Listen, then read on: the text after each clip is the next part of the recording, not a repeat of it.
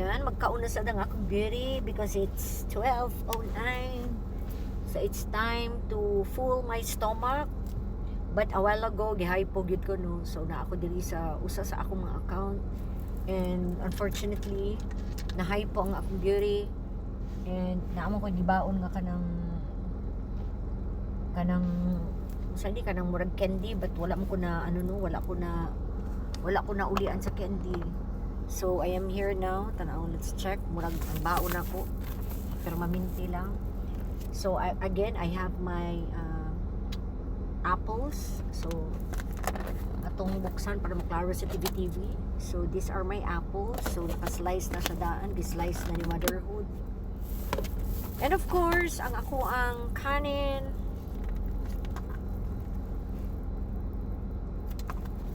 And of course, I have my itlog. The never-ending itlog. So this time, murag prito ni nanay.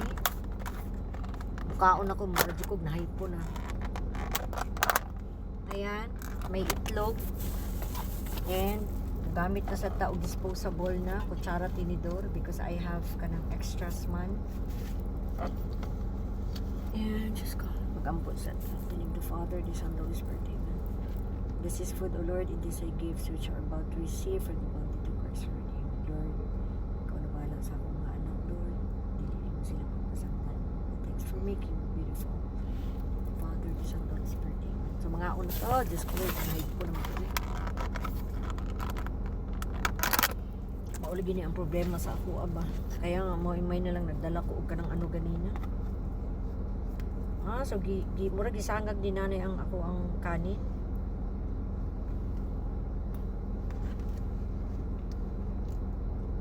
That's it. Mga unta.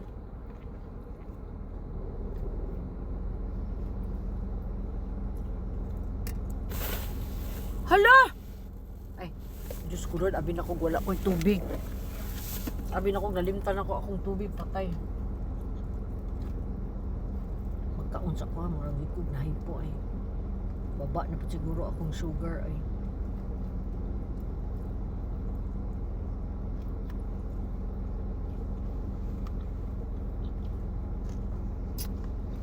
follower na ako nag-comment nag-message siya sa ako ay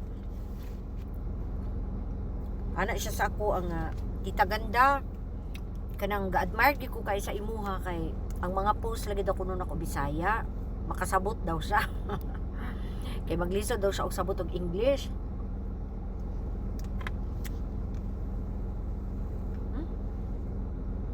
ito malibak to nga ako sa giingnan akala ko nagabinuang lang siya ya tinuod din yung sulti ingon ako sa nagabisaya ko.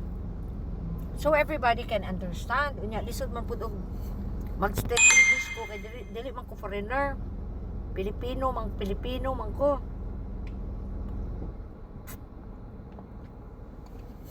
Nya, ang ako naga-Bisaya gid ko, kanang Bisaya nga kanang mag-post ko ba nga Bisaya and then minsan haluan na to og kanang Tagalog or English but mas comfortable man ko mag-Bisaya ko kay naara magugud diri sa Davao.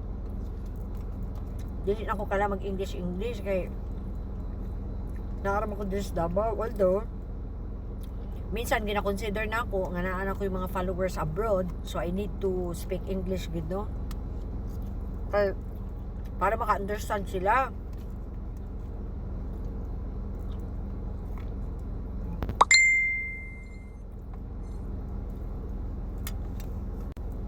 So, ingon ako, wala may problema sa ako. Kaya nga, next time, pag maka-live ko, murag kailangan din ako mag-English. Ayaw na mo katingala kay ngano, ang followers ako na uban, dili man sila makasabot og Bisaya. Nga, dili sila makasabot og Tagalog, kanang Tagalog. So, kailangan din ako mag-English talaga. Mauna. So, i-share lang ako sa inyo ha. Na. And kanang happy kay ita perme kanang full bitaw ang atong heart pag na atay mapakaon ng mga dogs and cats nga ingon bitaw sa akong post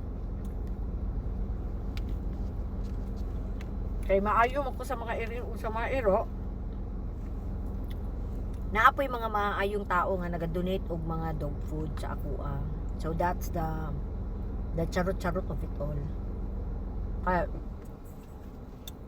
out of my being good, out of my being kind, na yung mga tao nga, maka-emulate sa ato ang ginabuhat. So, dili man sila makasabay sa ako o kanang feeding. Ang ilang tabang sa ako, pinaagi na lang dun sa paghatag og dog food. So, nalipay kay ko, kay naghatag og dog food sa ato, tulo ka sa ako, and I know nga, dili siya gusto ma-mention iyang name. So, I don't need mentioning names kay kabaw ko nga dili siya gusto nga ipa-mention iyang names. Basta na ako'y tulo ka sa ako nga dog food.